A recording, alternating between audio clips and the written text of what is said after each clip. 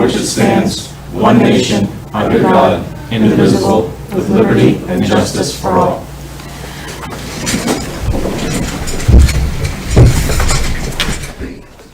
Welcome. Do we have any announcements tonight? I have a couple of save the dates. On April 26th, our annual community cleanup day will take place. Our home base this year is going to be at the community center, as we had hoped. Our group did change our name from the community cleanup day to Keep Pembroke Beautiful. So if you're on Facebook, that's where you'll find us. We thought the name change would be nice, so we could maybe host a few more things to do with our event instead of just the cleanup day itself. We applied for a grant for free trees through a program called Neighborhood Forest, and we were approved. And so what they do is any families that register their kids ahead of time receive a free baby tree to plant that's native to our area. So we'll have those there for those families to pick up as well that day.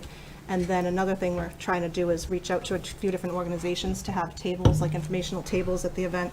So like the recycling committee, I'd reached out to Pembroke Watershed, North and South River Watershed, organizations like that. So we have a few people coming for those. The Facebook event is up. Most of the things kind of take place in the morning, so please hop on Facebook and take a look. There's a registration link up there as well, so that you can register your group and then come out and kind of sign in with us so we know you're there. The other save the date is May 4th, which is the annual fish fry, and information will be forthcoming on that. That's all I have. Nothing else? All right, town manager's report. Okay, we're gonna get into budgets. It's gonna be wild. Do you wanna take the other two items first, or do you wanna go right into this? I'm happy to do either. Why don't we jump to board action items then and Okay. get that done? Or do we want to even start with the liaison updates, et cetera, first? Let's go to board action items. Discussion and vote on request for use of the public roadway, December 6, 2025, Winter Lights 5K. Do we have any information on this besides, I know we had our first race last year. They have requested to come back. And you have the request in your packet. Yep. Were there any learnings from that event that we could So, help yeah, them I with, mean, they can we've- help us with? So we've had some discussions about making sure that to deconflict with any tree lighting activities, and we're working aggressively to make sure that happens. So, you know, I guess the biggest challenge was for the tree lighting folks when they were leaving. So we're going to work to make sure that the race, that there is a route for folks that are leaving that event, and deconflict that so that the race doesn't conflict with those activities. And I think now that the two groups know each other exist, maybe that would be helpful in coordinating a little bit better. I know at the beginning of last year's events, they Well, didn't really. it was the first year, and Yep. it got back and forth, so. Yep, no, they were fabulous. Does anybody have any questions or comments? And that's basically what Bill was saying, that the biggest complaint I had was for people trying to leave from the tree lighting event because they didn't want to stay for the race. You know, it's getting a little bit cold, kids were tired, and with that kind of headbutting each other, trying to get out somehow, trying to find their way home, you know, they either had to leave early for the event or really not enjoy the tree lighting and Santa coming into town, so. So maybe if it's spaced out a little bit more. If it's spaced out a little bit perhaps. more, I think it'd be great. Okay. Anything else? Do I have a motion? Yes. I would move to approve the use of the town roads by the South Shore Race Management on Saturday, December 6, 2025, starting at 4 p.m. on Center Street, Mountain Ave, High Street, Parker Street, Allen Street, and Little's Ave, subject to the approval and conditions of the Pembroke Police Department. Second. All in favor? Aye. Aye. Thank you. Next up, we have a review of the Select Board's public comment policy. I had actually asked for this to be placed on the agenda, not because I necessarily wanted to change anything in the policy. I just wanted to have a discussion about it to make sure that we're all on the same page on what public comment should look like. We do have a policy that, of course, I know that we've all seen. A couple of the things that I was thinking that maybe we should discuss is when we do have public comment on the agenda, we typically lead with asking if the board has any public comment. And my view of that would be that if one of you had, or one of us had heard it from a resident, and maybe they weren't here, or there was an email or a phone call made, and they had some information or a question or something to that effect, then that would be something one of us would share at that time. I don't think it should ever be used as, where we personally would be using it as something that we're upset about or something that we want to complain about. That's my first thought. The other thing that I wanted to talk about quickly is that if we are going to have public comment on the agenda and we are welcoming residents to come up and speak, then we really do need to let them speak and finish whatever it is that they'd like to say. And if, I personally don't think we should always necessarily respond to commentary that's being made in public comment, but if we are going to, I think that we should make sure that everybody's on board with the responding actually happening, specifically the chair. I don't know if anybody has any different thoughts on how our policy is written, on that's how they feel like it should take place, I guess. Well, I have a comment. Yes. So I was elected by the people to have an opinion, and I want to be able to express that opinion as a member of the Board of Selectmen. And I don't want that stifled by the public comment policy or the chair or anybody. Do you think by not being able to say, do you think that it would need to be in public comment? Not as long as the chair would allow a member to have a point of personal privilege to speak. Yeah, and that could go under 8 anyway, right there. Under what? Under 8, because of constitutional free speech principles, the board does not have the ability to prevent all speech that may be upsetting or offensive. However, speakers are reminded that open meeting law and other statutes by law policy, but you have that privilege. That's how I take that. Yeah, and it's so the chair is a very powerful position where you can allow comment or not, or stifle it, or truncate it. But if there's a community comment item on the agenda that's publicized, that's the appropriate point for a selectman that has, whether they're speaking for someone who gave them a phone call or they just have their own opinion. I think that's the perfect place for it because it's not out of the blue. It's an item on the published agenda. Okay. I understand. I think the underlying point that you're trying to make is let's not have a back and forth dialogue on the community comment with the public. And I can understand that point, and I can understand trying to slow that down. I just don't want it to be an open item to not allow us to speak. To disallow us completely. I have some- Okay. I have some thoughts. Sure. Personally, my position on public comment is that public comment is for the public and less for the board. And that if the board wants to exercise something that they want to say because we're operating as a board, because we're actually a public body, then that's an agenda item. If there's something that we want to talk about, it should be put as an agenda item so everybody knows it's going to be talked about. Otherwise, I almost see that there's a potential for an open meeting law issue. Because if a board member says what their opinion is on something for something that might come up in the future, or that's not an agenda item, that could be an open meeting law issue. So in that sense, I'll say to your point, Dan, or if a board member has a view of something and they want to state that view, or they want to bring something to the board, to the public, etc., whether it's something that someone sent them or a position that they have, that's an agenda item. Put it as an agenda item and then make it said. But for general public comment, I feel like that general public comment period, that's not specific to a specific agenda item, but general public comment, like we put at the end of an agenda, that's for the public. And this was something, obviously, I contended with a previous select board member on that had differing political views, but I think it cuts both ways regardless. So if you read the open meeting law, the agenda needs to express what's reasonably anticipated to be discussed. If driving from my house to here, I hear something on the radio or look at a Facebook post and I want to comment on it, I don't have time to get it on the agenda. So there's a balance to be had. I don't agree. I think that it's an open meeting law issue because we're operating as a body. And we could modify agendas as well, or put it on the next agenda. And I'll also say that I don't think anyone on this board has abused it. Is there an issue every now and then that highlights the need for this discussion? Sure. But I don't think anyone on this board abuses the privilege. Nope. I think that there's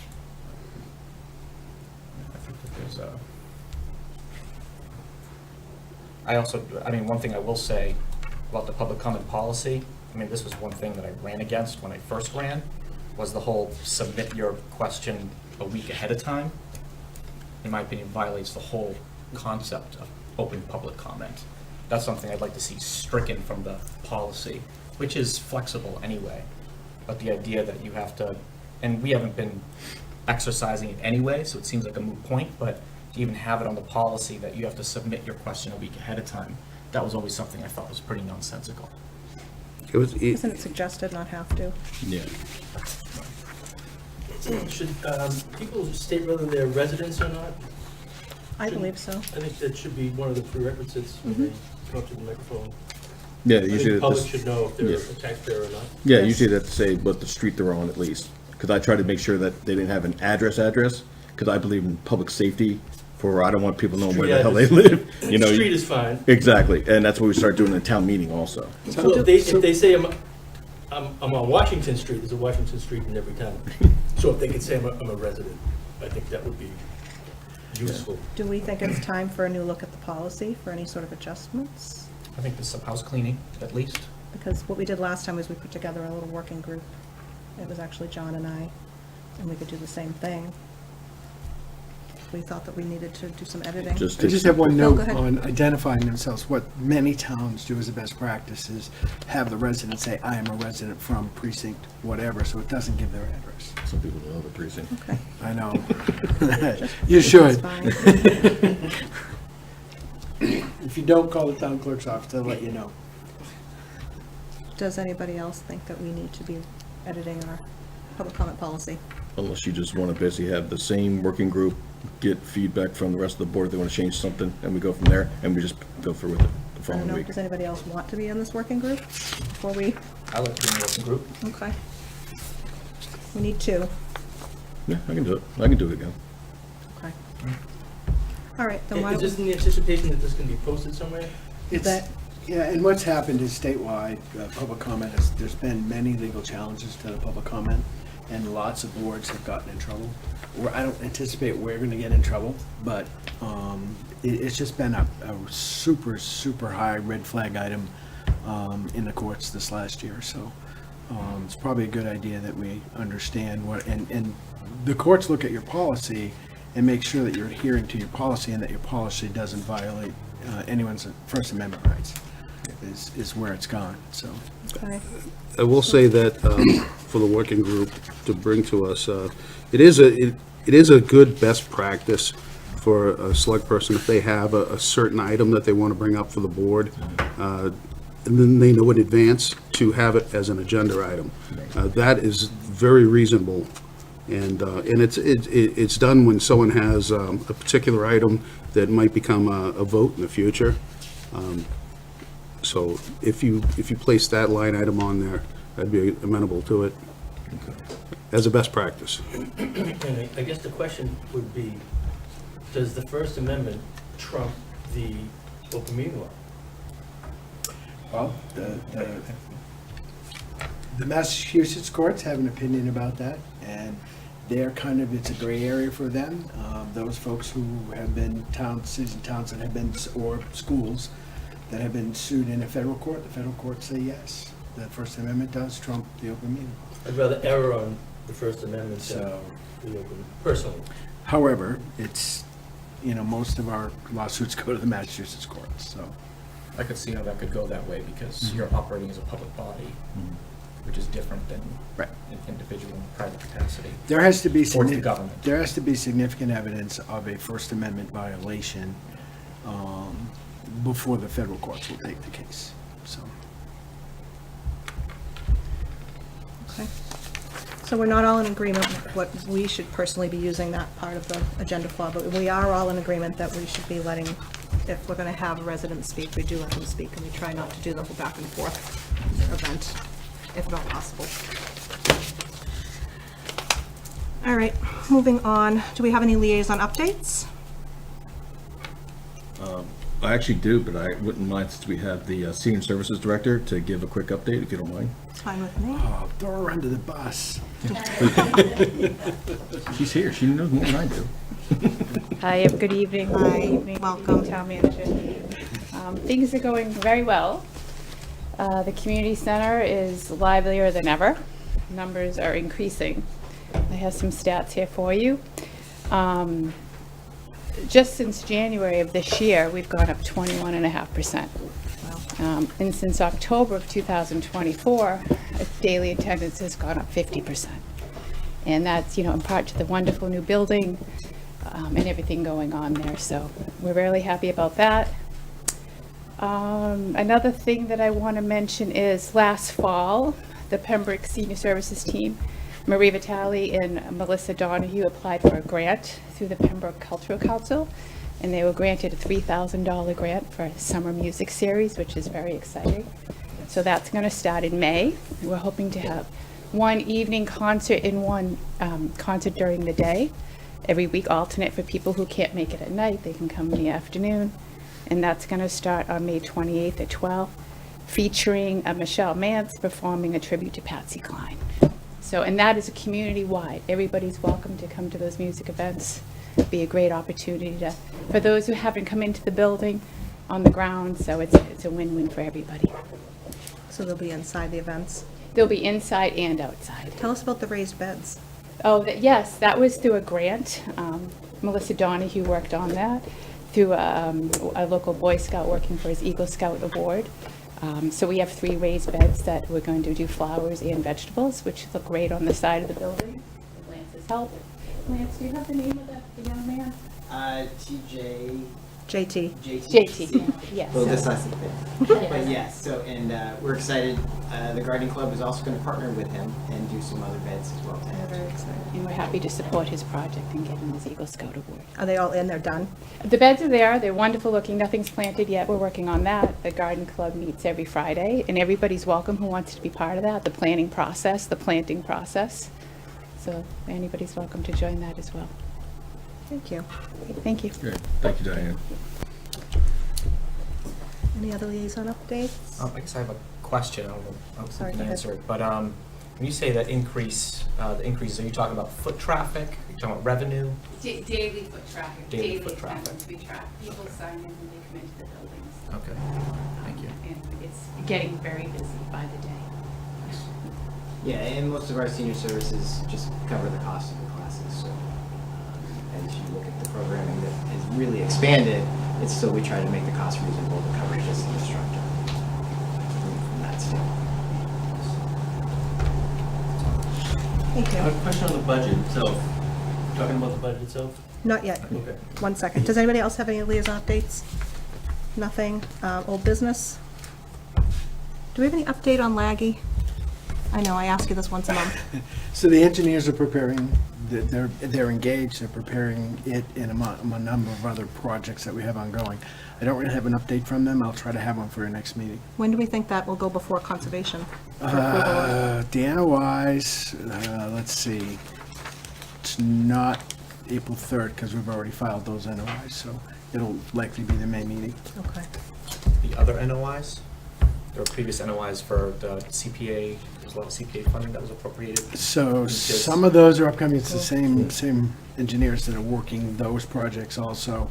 I forget which one's coming. Oh, I know now. It's public safety that's going to be on the April 3rd. So So NOIs for these other ones within the next month? we're hoping. I won't guarantee that. I know that But we're driving to get it We done are because we have the drive- funding appropriated. Yeah, we're driving to get there because we want to get it done as soon as possible. Unfortunately, these things, well, I'll talk to you privately about why it's delayed because I don't think Okay. that's a public discussion. Okay. Thank you. We'll go back to community comment later. All right, town manager's report. Okay, so I'm gonna move the, as I move for budget discussion.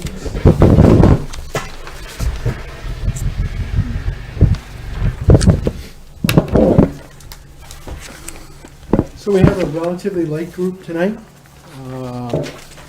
We are going to be discussing, let's turn this on, make sure it's working. So we're going to be talking about the community center, recreation, senior services, the Pembroke Library, the Lydia Drake Library, Health Department, Commission on Disabilities, and Herring Fisheries. Some of the folks, department heads, are here. For all the others, I am legally the department head. So let me introduce who is here this evening. We have for Community Center and Recreation, Lance Kennedy. For Senior Services, Diane Pico. I'm sorry, Diane. I'm trying to get my paperwork. You know, let me throw that over there so it's not confusing me. And for, you guys just wait, because not everybody knows you. These folks are new. Julia Nee for the Pembroke Public Library. So, we here have met these individuals, but a lot of the public has not yet. So if you haven't had the opportunity to meet these folks, they are outstanding contributors to this community. I'm so excited that we were able to hire them, and the feedback I get, they just came and they dug in and they just ran with stuff, new programming, some ideas. I mean, Julie came to me the other day and I was blown away when we had our discussion about budgets and other things. Same thing with Diane. Diane's running, and everybody knows what Lance has done, so I don't have to get into that. Lance is just, I mean, all three are awesome. Just, I'm so excited that we have been able to hire them and move forward, and I don't want you guys running away to another town, so stick with us. Budgets, as we have talked, just a quick overview of where we're at with the budget. Short-term interest and our healthcare did not do what we necessarily had hoped. So they're close, but we currently are in a deficit position that we're trying to fill. So I will be updating you as we go through the budget process. I'm confident that we're going to be able to do that. We may have to, take a look at one-time funding and/or more funding from the assessors on a bigger overlay release, which they may or may not support. So I will update you that just came in this week. We're working through those numbers and plugging them into our budget. So tonight, let's go ahead and start. The folks are here, as we always do. I'll go through my recommendations for the budget. Basically, there is no department that has no department request that I have approved at 100%. I just can't. We just don't have the money for that. We've discussed it, and I just want to say, as we start and dig through budgets, to thank all of our staff for understanding where we're at with the budget. And when I say all of our staff, that's everybody that I've worked with on this budget, including the school department. The superintendent has, worked very hard to make sure that the number that we can afford is the number that they're going to work toward in their budget. They're not there yet, but I know that they're aggressively discussing it. And I know they have some challenges, as do we, with collective bargaining. So all of their units are up. I know they're working through that. So I just, want to thank all of the department heads for their efforts and understanding of the budget. In municipal government, you cannot deficit spend, with the exception of snow and ice. Other than that, you have to bring in a balanced budget. So, starting with the community center, part-time wages. This is going to be our first full year where we have part-time staff in the building, so you can see that increase. That is exactly what we expected. I know Lance would love to see a bigger number there, but this is what we expected, and we can run the building with this number. So, it's actually a little bit lower than what we had expected. This number was projected at 105,000. So with the budget cuts, unfortunately, this is where we're at. So that's the only wages and salaries for the community center building is the support staff. All the other staff are in other budgets, as we are with DMI and other things. So administrative, here's all your costs related to that. Administrative is your software and some other things that how we operate the building. Heat is self-explanatory. Water, same thing. Telephone, we're going to take a look at this as we progress. You can see The actual number, I want to make sure as we progress through the year, because we have a new phone system there, and there's some things that we want to make sure is covered. So this is one of those red line items that I always highlight for the board and the public that we're going to monitor throughout the year. Contractual services, obviously, the new building, there's a lot of contracts to continue to manage that building. Confident in this number, although we got a little bit of a surprise the other day. We had a state elevator inspection, the first annual state elevator inspection, and the state said, oh, by the way, since you have a generator, you need your generator company there, and since you have, what was the other one? Since you have an alarm, you need your alarm company there. Well, we didn't budget for either one of those things, but fortunately for us, we can cover it within the structure that we have. But it was a bit of a surprise. We don't do that here. We don't have a generator here, and then the elevator is not tied to our alarm system. So it's just a phone to call if you get stuck in it. So that, we're, again, red line items, I'm going to flag them for you so we know we can monitor them through the fiscal year so that we don't have a shortage. So if we have to take appropriate action, we will do that. Office supplies, self-explanatory. Building repairs, relatively low number for a building of this size. It's a brand new building. We don't need a big number for that. Custodial supplies, a bigger number than what we would typically see for buildings, but it's a bigger building. It's more like a school, a small school because of the size of the building. It is our biggest building on the town side. We don't currently have a bigger building than our community center at this time. So. Is there a maintenance plan for this building? Yeah. Like overall exterior? Yep. We have the whole book that's been presented by our OPM and by the individual consultants, individual companies that did the work. So we have several maintenance plans for the building, actually. So. And this 7,700 is going to start generating maybe a little fund? No. Unfortunately, that's not how we typically do it. Because we're so tight on our budget, there's no ability to set money aside to generate. We do have the capital fund, which we will continue to set money aside, but this budget does not go into the capital fund. But the capital fund does and will support that building and all of our buildings. So. And then supplies as the final item. So I'm going to pause there. Any questions for me or for Lance on the community center budget? Yes. I know this is our expense budget, but obviously we don't have a significant sample right now, but do we have or plan on having any revenue projections, budgets, anything like that, especially probably over time? Hoping after the first year, I'll be able to put that together for you and show you, because we've just started to really get the rental piece going. We've started to see, we have birthdays every weekend now. We're bringing in, now that basketball season's over and the Pembroke youth programs have finished, I'm able to bring in a couple clubs in the off nights to generate revenue both in basketball and volleyball. So to try to start that process, so we're starting to see, and then I can kind of use those numbers as a good hardcore number to say I can carry that through the year and sort of see where our rentals can be at that point. Nice, so that way you can see how self-sustaining it is or how much you can leverage Right, it and our grow goal it. is to, that part-time wage is covered, right? As we grow and get consistent, this will start to diminish because we'll have it built in within our revenue. Well, obviously, from a approval standpoint, still approve those numbers, but they'll be funded from the building itself. Nice. I do want to say, based on the study, when we were hard to have that done, we didn't anticipate big revenue numbers in the first year, but we're actually doing pretty well. I don't want to say big numbers, but we're on target for where they said we would be, or even slightly ahead of that target. So, as Lance said, as we move into future years, I think we'll be doing fine. I mean, that building is incredibly busy, and certainly a lot of revenue generating items that come in. And I just don't want to focus on the revenue stuff because there's a ton of free programs. You can go exercise on that track, and if you walk over there any given day, the track is very busy.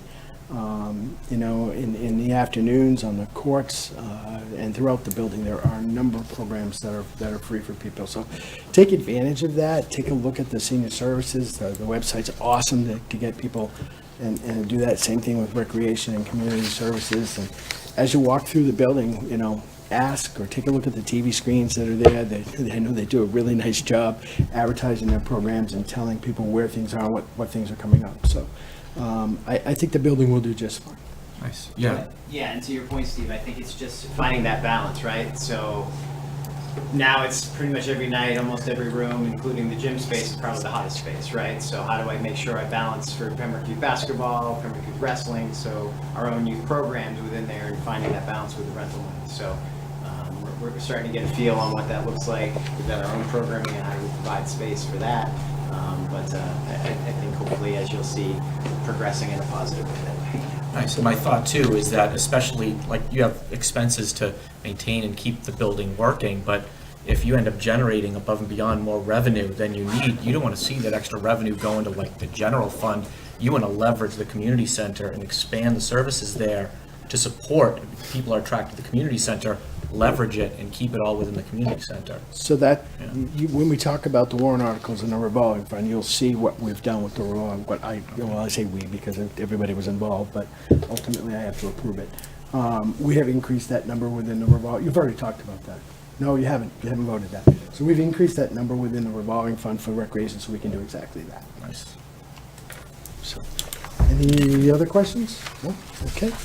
Gonna move on to recreation. Obviously, the top half in every budget is, well, not every budget, because some people don't have salaries.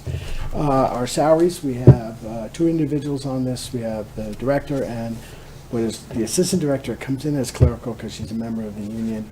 And then contractual obligations with the longevity, the performance pay, and the vacation buyback. And then at the bottom for recreation, it's limited because they occupy the building. A lot of their costs are built into the building. Telephone, office supplies, and park maintenance. I thought about cutting park maintenance, but I want to tell you why I didn't. If you look at the use in 23 and 24, it's been around the $5,000 number. We have a number of needs in our parks. We just, had some recent inspections at one of the playgrounds, and we're going to use some of this money to make sure that the parks and playgrounds are up to speed. So I did not cut this. I did cut some of the other items slightly from where the ask was. And obviously, you can see that I cut off supplies from last year. So, any questions on recreation? Yes. Obviously, we got our CPA funds. Is there a way for anything related to CPA, such as open space, recreation, historical, when it comes to maintenance, all those costs that we have within our general expenses, is there a way to push that through CPA? Does that make sense? So generally speaking, operating costs are not allowed through CPA. Okay. If you're going to do a project like a playground replacement or a new backstop or paving or, the Magoon Field as an example, which we are doing some major improvements through CPA to the field up there, those are all allowed.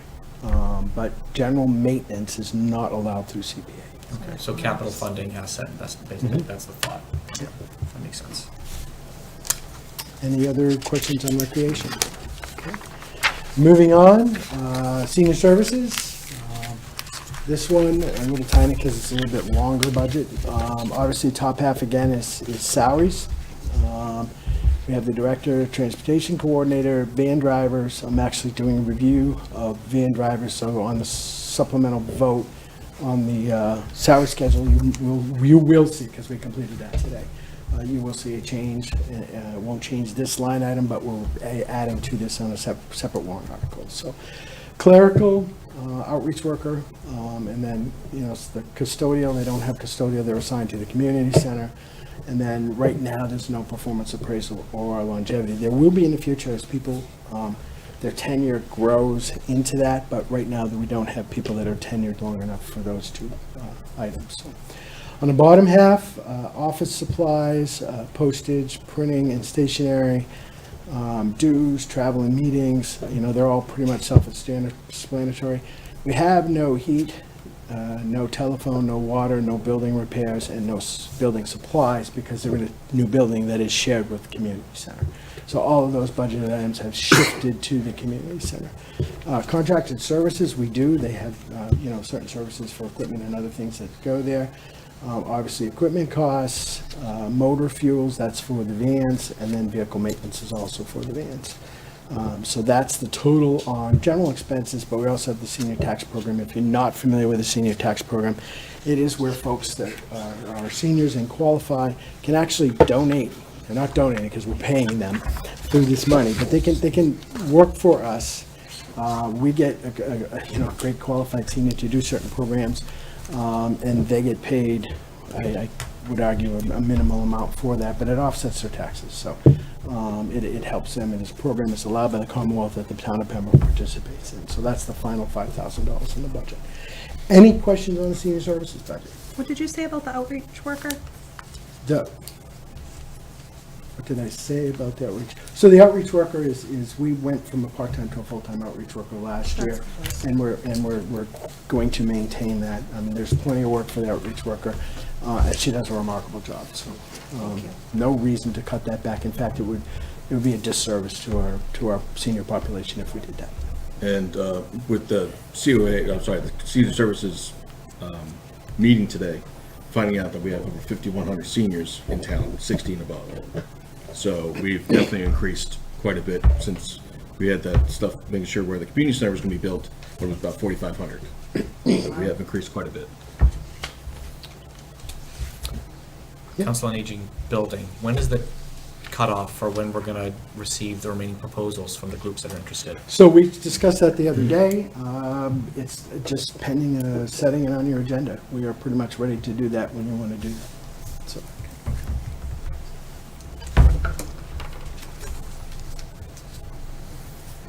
Any other questions for senior services? No? Okay. So library, I actually divided this into multiple slides because you can't read it if I put it on one slide. So again, this is the top half, director salary, assistant director salary, full-time salaries. Salaries for aides, library assistant, which we're working, it's a new position that we want to make sure. And as we get into the warrant articles, I'll explain that when we talk about the wage and personnel schedule. Part-time salaries for pages, Sunday operating salaries, we do not open on Sundays, so we don't have any Sunday operating salaries. That was a cut last year that we had to make for the budget. Emergency shelter, I left this in here as we transition to the new building. Most of your emergency shelter money is in your, will be talked about at our next meeting through the emergency services budget. However, I left this here because there is potential for us to use the library, and we want to make sure that we have the funding available to if we took this away, using the library would likely not be possible, because we need to make sure that all of those items are there and tested, and we have available. We are moving the cots out of there and all of that stuff to the community center. So it would be a short-term thing, but we would use the library. Let me give you an example so you understand what I'm talking about. So let's say we have a super, super hot event and we lose electricity in the town. We use both the community center and the library for that. The exact opposite of that is if we have a major storm and there's no heat in people's homes, we would use the community center and the library. They're both equipped with generators. They're both sufficient so that we can do that. It gives people the opportunity. Not everybody wants to necessarily go, would open the community center first and then evaluate the library. But the library is a great resource for folks who want to just go there, get warm, charge up a phone or whatever. So I think it's $375. I mean, it really, it doesn't make a huge difference in our budget, but it makes a huge difference if we want to use the facility. So. Any questions on the first half of library on wage and salaries? Nope, moving on. So next items are heating fuel. I cut this from the ask. Last year's budget was actually higher, but if you look at our actual spend, it's a little less, and we hope that our heating fuel, we're working aggressively with the natural gas budgets right now because we buy as a group. So hopefully this will flatten out. But even so, even if we had a 10% increase, this number would accommodate for that. Telephones, we actually did increase, and I increased it because we're looking to move the library, and there's going to be a little bit of extra cost in transition so that the library is our next big group to move to our townwide phone system. We currently have town hall, police, community center on that system. Library will be the next big group when we do the public safety buildings, they will come on initially with that new phone system, so that we're there. But, so I actually let this increase go because I think it's important that we transition to that, so. Water, postage, contracted services, they're all pretty much flat. Postage, I decreased a little bit because of the operational spend that were there, and I'm gonna red flag that a little bit, so we watch that because postage costs did go up. However, we're gonna aggressively monitor that one. Custodial supplies are exactly that. I did decrease that based upon the actual spend in the last couple of years, so we'll watch it, but unfortunately, we've had to make certain cuts, so. Library supplies, dues, travel and meetings, a decrease in travel and meetings, $50 from last year. Building repairs, this is one I have some concerns with. I did not increase it, but we're gonna watch this. We're actually gonna be doing some major items this spring. It's gonna have a new roof, it's gonna have new rooftop units for the air conditioning, and I'm gonna have a complete review of the heating system and basically a new commissioning. If you know what that means, it's a balancing of systems. I think they have a real imbalance at the library currently, and I think that's because of all the breakages and failures that have been band-aided over the last couple of years while we waited to get the work completed that will be done this spring. So I'm going to watch it, another red flag for everybody. Technology, it looks like an increase, and it is an increase from last year, but it's actually a cut from the request. I just want to point that out, that they actually asked for $4,000, right? Yeah. We just can't afford it right now. There are technology needs that we're going to come out of. We're looking at other ways to fund them. I actually had a conversation with Julia about that the other day. We'll watch that to make sure that they're not failing and find a means to get there. Equipment, similar story there, it's flatlined, and then obviously the programs. So that's the general expense. The next line is books. To be fair, it looks like an increase, but it's not what they asked for, but it is an increase over last year. They asked for 97.5, right? Yeah. So we are increasing it. I think that's important that we do that. However, we just can't afford to increase it as much as they would like. And that's the story across the board as you hear all the presentation for all these budgets. So any questions on the library? Nothing. Moving on.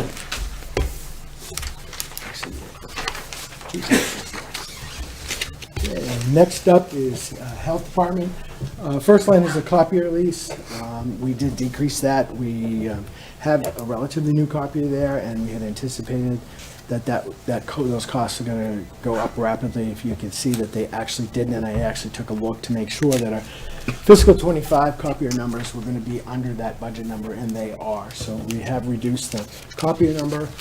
Advertising number, they don't do a lot of advertising, so I left it flat because it's only had $100. You can't really cut $100, folks. I mean, if they need to advertise, it's going to cost $100. Inspectional services, we looked at this. Those are for the inspectors to go out. Those are basically contract workers, and I know Lisa would love to see this number go up a little more. However, we did increase it $500 from the 25 budget, just not as high as she would like to see. Nursing services, similar story. We're seeing that there's a bigger use for our nursing. I'm hoping that drops off a little bit now that we're through with the pandemic and all the mess that caused. So we did increase it from last year based on the actual number for 2024 and the projected use there.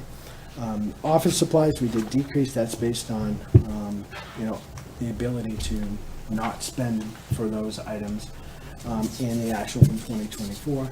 Vehicle maintenance, small number. Travel and meetings is for them to attend meetings. Dues is for training and dues items, and then lab fees, self-explanatory. Lab fees, if we look at a long time, 10-year history, they've been all over the board. We're going to keep that at $2,000 just because if you get an issue, we had a scare this year with the bird flu, for example, on lab fees and what we're going to do. Fortunately, we didn't have that huge cost for the bird flu. The state did help out with some of that. So that's it for health. Any questions for health? No? Okay. Moving on, the last three budgets this evening. Oh, I should have told you guys like I told everybody else, now that we're done. If they want to leave, they can leave. We're done with them unless you have questions for them, and I apologize for dragging you through the others. No, okay. So the last three this evening, Commission on Disabilities, the Lydia Drake Library, Herring Fisheries. They're all pretty much flat, pretty much, I know Lydia Drake wanted, and I know Sabrina had worked with them, and I kept it at 5,300 as opposed to the decrease, but the request was for more than 5,300. I just want to make sure we're clear on that. Commission on Disabilities, I'm the department head there. There isn't a huge expense with that, it's just minimal stuff, so we're actually reducing that 500, and we think we can absorb that if we have to. And then Herring Fisheries, sorry, Mr. Bolter, we did decrease that $100. And so if you look at their actual in '24, it was higher. We're just gonna have to monitor this pretty closely. Fortunately for them, most of their items are in good shape from an equipment standpoint. They'll have to do some work monitoring the wheel in the buildings, but thanks to the other night, the CPA voted to help them redo their building, along with the other building that's on site that the Kiwanis had petitioned that I had approved them to go. So I'm comfortable with this number as a result of everything else that's in place. So, any questions on these three? Okay, that's it. Unless you have any other questions or comments on the budget. I do not. Does anybody else? All right, I guess not. Thank you, everyone. Thank you. All right. Community comment. Do we have any community comment from the board? Do we have any community comment from our guests? Maureen? Hi, good evening, everyone. Maureen, JC, West Elm Street resident and on the Board of Health. And I just was wondering regarding the inspection services, I understand that that has to be cut, but there is a mandate with inspections that there's so many that have to be done per establishment per year. I believe it's 2 per year. And I'm just wondering, with that in the budget, do you feel as though that those inspections will be able to happen this year? Thank you. Without question, if you look, I'm relatively confident if you look at those numbers, we actually increased that from last year's budget, so I'm confident that we will be able to do that. We're gonna have to manage it, but we will be able to do it. Anybody else? All right, then, upcoming issues. On April 9th at 7:30, there'll be a public hearing for roadway acceptance of, go ahead. Nope, I'm sorry. One other item. Please do. My weekly or bi-weekly with you guys, town census. We still have over 3,000 households that have not returned the town census. So as a public service message, please return your town census. If you don't have a copy, talk to the town clerk's office, and she will make sure that you get registered. Keep in mind that as of June 1st, if you don't return your town census and it's not recorded, you will be marked as inactive on the voter rolls. So we don't want that. We don't want the cost associated with that, because the town has to mail every household a postcard telling every voter that they've been deactivated or marked as inactive on our voter rolls. So please, if you haven't returned the town census, do so. If you have a question about whether you have or not, or you can't find it, call the town clerk's office. They will walk you through the procedure, and they'll just get it done. It's as simple as that. It's a real easy process. So save the town some money. Make sure you don't get marked as inactive. Thank you. Anything else? I'm good. Okay. April 9th at 7:30, we'll have a public hearing for a roadway acceptance article of Bristol Road. April 9th, review articles for recommendations, both warrants. April 23rd, all warrants signed for posting on April 29th, 2025. May 7th, Pembroke Chamber of Commerce activities update and donation. And May 13th at 7 p.m. is our annual town meeting. Do I have a motion to adjourn? So moved. All in favor? Aye. Thank you, everyone. Nobody seconded it. Somebody did. Nope, we went right to the vote. We did? All right. Yeah, let's try Go it again. ahead, try it again. Make a motion. So moved. Second. I think Rich did. All in favor? Aye. All right, I imagined it.